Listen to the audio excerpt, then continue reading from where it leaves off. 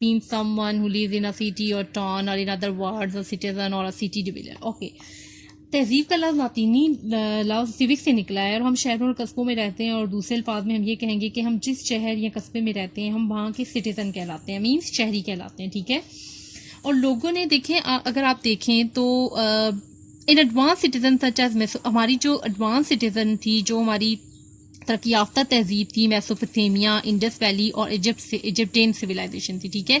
लोगों ने इन सिविलाइजेशन को किस तरीके से ऑर्गेनाइज किया, इकोनॉमिकली, सोशली और पॉलिटिकल, किस तरीके से अपने मुआशरे में इन अदारों को वेल ऑर्गेनाइज किया, ठीक है, किस तरह से बेहतर बनाया।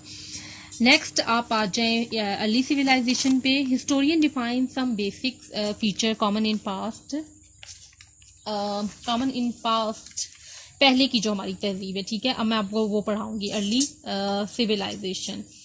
हिस्टोरियन हमें ये अर्ली सिविलाइजेशन के फीचर बताते हैं, हदोहल बताते हैं, खेती बाड़ी, कस्बों, जैसे कि आपकी बुक में number 1 agriculture, number 2 town planning, number 3 well organize government, किस तरीके से उनके जो फीचर्स थे अर्ली सिविलाइजेशन के, कि वहाँ का एग्रीकल्चर कैसा था, टाउन प्लानिंग कैसी थी, ऑर्गेनाइजेशन गवर्नमेंट की, वेल ऑर्गेनाइज्ड गवर्नमेंट थी, ठीक है, complex religion, job specialization, art and architecturing, public works and writing, ये सब कुछ था अर्ली सिविलाइजेशन में, ठीक है। अर्ली सिविलाइजेशन आपको नजर आ रही होगी, आपकी बुक में पिक्चर भी बनी हुई है। और इसके बाद आपको नीचे अगर आप देखें तो मोहनजोदड़ो के बारे में आपकी बुक में दिया हुआ है, पेज 13 में ही नीचे।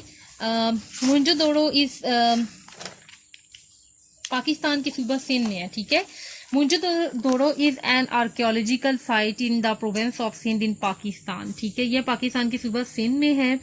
आर्कियोलॉजिकल साइट मींस कि ये आपका आसार कदीमा। मोहनजोदड़ो वाज द मोस्ट, और ये एक मोस्ट एडवांस सिटी है इंडस वैली सिविलाइजेशन का, और ये एशियंट इंडस वैली सिविलाइजेशन की एक लार्जेस्ट सेटलमेंट है, ठीक है। मोहनजोदड़ो जो आपको है वो आपकी एक एशियंट इंडस वैली सिविलाइजेशन की, एक लार्जेस्ट सेटलमेंट है। और मोहनजोदड़ो में अगर आप देखें तो इनका आर्किटेक्चरिंग और टाउन प्लानिंग उस टाइम में कैसी थी, ठीक है, वो भी आपको पता चलेगा कि बहुत सोफिस्टिकेटेड थी। It was also well connected with other civilization through trade links, के अपने तजारती जरिए से एक दूसरे के साथ कनेक्ट रहते थे तहजीबों के साथ, ठीक है। नेक्स्ट पेज पे आ जाएं आप, river valley civilization. So river valley civilization आपकी है दरिया की। रिवर वैली सिविलाइजेशन आपकी पेज 14 पे है। सिविलाइजेशन भी started around the river bank are called river valley civilization. The early civilization of the world started in warm river valley, means river valley civilization का आगाज अराउंड द रिवर बैंक से हुआ, इसलिए इसे हम रिवर वैली सिविलाइजेशन कहा जाता है या कहते हैं। हमारी जो पहले वाली तहजीब थी, जो अर्ली सिविलाइजेशन थी, उसमें जो वार्म रिवर वैली थी वो हमें प्रोवाइड करती थी सोर्स ऑफ वाटर, ठीक है। डोमेस्टिक एंड एग्रीकल्चर एक्टिविटीज में हम उनको यूज करते थे। डोमेस्टिकली हम जो अपने घर में जिस तरह से पानी का इस्तेमाल करते हैं, एग्रीकल्चरली खेती बाड़ी के में जो पानी का जरूरत होती थी उसके लिए वो हमें सोर्स प्रोवाइड करती थी, ठीक है, जिसमें कि आप फार्मिंग था, लाइव स्टॉक था, फिशिंग था। और अर्ली रिवर वैली सिविलाइजेशन में इंक्लूड आपकी जो पहले वाली जो तहजीब थी उसमें इंक्लूडिंग आपके Mesopotamia, Egypt and Chinese Indus valley civilization है। एग्रीकल्चर एंड डोमेस्टिक आपको पिक्चर में भी नजर आ रहा होगा क्लियर कट, ठीक है क्लास। एंड पेज 14 पे agriculture and domestication of animals were the basic features of all the civilize. आप जितने भी एग्रीकल्चर और डोमेस्टिकेशन है एनिमल्स हैं वो आपकी सिविलाइजेशन के बेसिक फीचर्स हैं, जैसे कि water tanks, dike, small dams, river bank, ठीक है। इन सब चीज को बिल्ड किया जाता है आपके इरिगेशन सिस्टम के लिए of farm land through water canal. समझ आ रही है आपको क्लास। एंड नेक्स्ट पेज पे आप आ जाएं, पेज 15 पे। One of the Asian traditional method of irrigation was called shadoof. अब देखें ये जो एक ट्रेडिशनल मेथड जो इरिगेशन के लिए इस्तेमाल किया जाता था वो था शदूफ, ठीक है।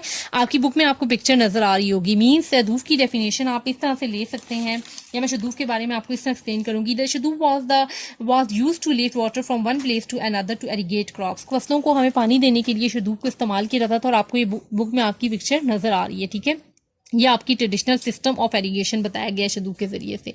और इसे कॉमनली यूज वाटर आपकी बुक में भी बताया गया है, मैंने तो आपको एक्सप्लेन कर दिया है शदू के बारे में कि shadoof was used to lift other water from one place to another to irrigate crop, but book में commonly use to raise water from the river to irrigate the fields and other importance features of the Asian civilization was the greenery. Civilization में आप देखें तो greenery भी आपकी civilisation का important part थी उस टाइम में। ओके और इसके अलावा आपको देखें तो आपकी जो वहाँ उस टाइम पे जो आपकी क्रॉप्स वगैरह थी, barley and cotton were for famous crops cultivate in river valley civilization, जिसमें आपकी जो थी आटा था, कपास थी, ठीक है, ये आपकी फेमस मशहूर क्रॉप्स थी, ठीक है, रिवर वैली सिविलाइजेशन की। नेक्स्ट आप देखें, नेक्स्ट पेज पे आ जाएं और नेक्स्ट पेज आपका है page 16, fertile crescent civilization. Fertile crescent civilization means सब तहजीब जो आपकी थी वो कैसे थी, ये आपकी रिवर वैली सिविलाइजेशन की पहली डेवलपमेंट थी मेसोपोटामिया, जो कि which is the area between two river, जो दो दरियाओं के दरमियान आपको बता रहे हैं कि इनका एरिया दो दरियाओं के दरमियान था, जो कि एक आपका एशिया में है और नेक्स्ट टिग्रिस, ठीक है, इन दो दरियाओं के दरमियान आपका ये एरिया है, ये वाला जो मैंने आपको बताया है मेसोपोटामिया वाला, ठीक है, कि दो दरियाओं के दरमियान है। And fertile crescent basically got in name, इसने कैसे ये नेम हासिल किया, तो because the area in shape like a crescent moon, इसकी जो शेप थी वो बिल्कुल एक क्रिसेंट मून की तरह थी, इसलिए इस एरिया को नाम दिया गया फर्टाइल क्रिसेंट सिविलाइजेशन का, ठीक है। आपकी बुक में पिक्चर नजर आ रही है ना, ये बिल्कुल एक मून की शेप आपको पता चल रही होगी, ठीक है। अब importance of fertile crescent page 17 पे आपकी पिक्चर नजर आ रही है, ठीक है, ये आपकी ट्रेडिशनल सिस्टम ऑफ एरीगेशन बताया गया है शदू के जरिए से। और इसे कॉमनली यूज वाटर आपकी बुक में भी बताया गया है, मैंने तो आपको एक्सप्लेन कर दिया है शदू के बारे में कि shadoof was used to lift other water from one place to another to irrigate crop, but book में commonly use to raise water from the river to irrigate the fields and other importance features of the Asian civilization was the greenery. Civilization में आप देखें तो greenery भी आपकी civilisation का important part थी उस टाइम में। ओके और इसके अलावा आपको देखें तो आपकी जो वहाँ उस टाइम पे जो आपकी क्रॉप्स वगैरह थी, barley and cotton were for famous crops cultivate in river valley civilization, जिसमें आपकी जो थी आटा था, कपास थी, ठीक है, ये आपकी फेमस मशहूर क्रॉप्स थी, ठीक है, रिवर वैली सिविलाइजेशन की। नेक्स्ट आप देखें, नेक्स्ट पेज पे आ जाएं और नेक्स्ट पेज आपका है page 16, fertile crescent civilization. Fertile crescent civilization means सब तहजीब जो आपकी थी वो कैसे थी, ये आपकी रिवर वैली सिविलाइजेशन की पहली डेवलपमेंट थी मेसोपोटामिया, जो कि which is the area between two river, जो दो दरियाओं के दरमियान आपको बता रहे हैं कि इनका एरिया दो दरियाओं के दरमियान था, जो कि एक आपका एशिया में है और नेक्स्ट टिग्रिस, ठीक है, इन दो दरियाओं के दरमियान आपका ये एरिया है, ये वाला जो मैंने आपको बताया है मेसोपोटामिया वाला, ठीक है, कि दो दरियाओं के दरमियान है। And fertile crescent basically got in name, इसने कैसे ये नेम हासिल किया, तो because the area in shape like a crescent moon, इसकी जो शेप थी वो बिल्कुल एक क्रिसेंट मून की तरह थी, इसलिए इस एरिया को नाम दिया गया फर्टाइल क्रेसेंट सिविलाइजेशन का, ठीक है। आपकी बुक में पिक्चर नजर आ रही है ना, ये बिल्कुल एक मून की शेप आपको पता चल रही होगी, ठीक है। अब importance of fertile crescent page 17 पे